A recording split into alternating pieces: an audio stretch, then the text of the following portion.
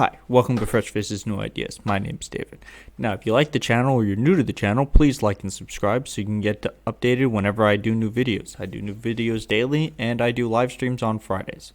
So you could also follow me on Twitter at Faces Ideas. So this video we're going to talk about trading. Now, there's a lot of data out there about how Congress does insider trading. The most recent example was with Loeffler and Purdue during the COVID crash. Because remember at the beginning of COVID, there was like a 4-day period where the market just tumbled. And they sold and bought up a whole bunch of stocks for like telemarketing and telecommunications and telemedicine in order to make money. Now, they weren't the only ones who do this, and they're not the only ones who do it in general, but they're the most recent example. So we're going to look into this article about it. I'm going to link it into the video because it's more in depth than I'm going to go, and then we're going to look at something. But first, we got to talk about the data that the senators and congresspeople outperform the market. Okay, so let's take a look at that first.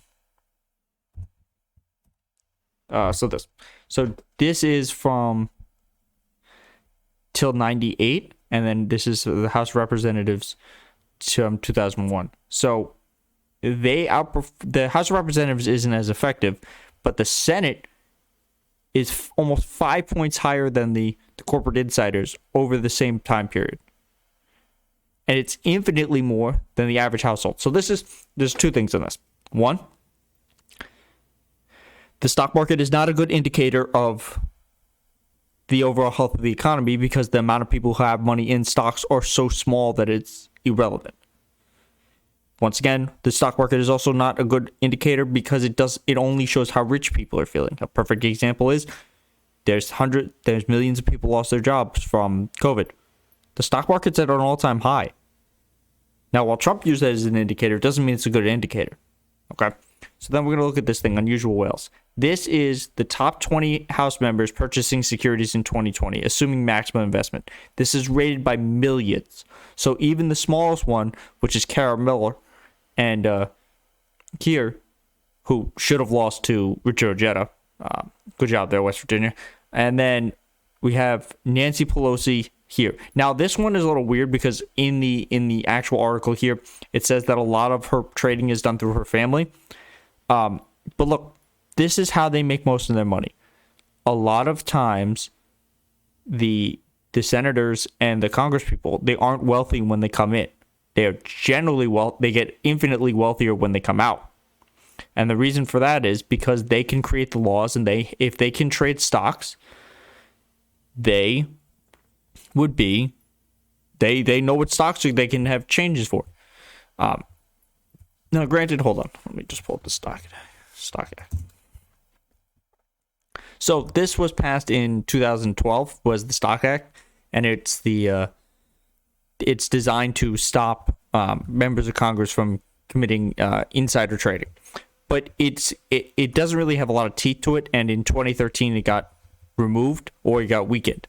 So we're going to go over some of the sections. Requires congressional ethics committees to issue interpretive guidance of the rules of each chamber, including rules of conflicts of interest and gifts, which respect to the prohibition against the use by members of Congress and congressional employees, including legislative branch officials and employees, as a means to making private profit off of any non-public information derived from their positions as members or congressional employees or gained from performance of the individual's official's responsibilities. So what this is saying is they decide, what counts as insider trading.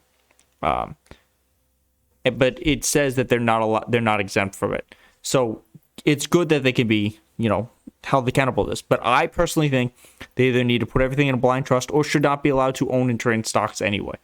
And the reason for this is obviously a conflict of interest. So let's wrap this up. Look, they're not there to make money. If they have the ability to make money, they're obviously going to do it. That's just the way it is. When you're talking about these millions and millions of dollars, and they have the ability to do it, they're regulating the rules. They're the ones who get the inside information. If they dump stock before the 2008 crash, they dumped stock before the COVID crash. They'll probably dump stock before the next crash. The problem there is they should not have the ability to do this. So the best way to do it is to regulate them.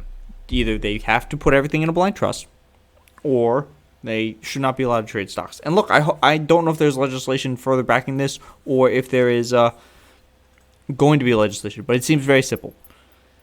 Congress people should not be able to use their position to get money. Prior to Trump, they couldn't do that either. And I'm not referring to it as the ability Trump made it more possible. I'm saying Trump was the first president to profit off of being in office. A lot of his properties and stuff were doing it. And now let's be clear. I'm not saying only Republicans do it. Because according to that chart, Democrats do it just as much, if not more. Corruption is bad regardless of which party does it. So, that's all there is to it. Please like and subscribe. Please help push for accountability. Thank you very much. See you in the next one. Thanks for watching. If you like this content, please hit the subscribe button, hit the like button, and that'll keep you up to date on all my stuff. Thanks for watching, and I'll see you in the next one.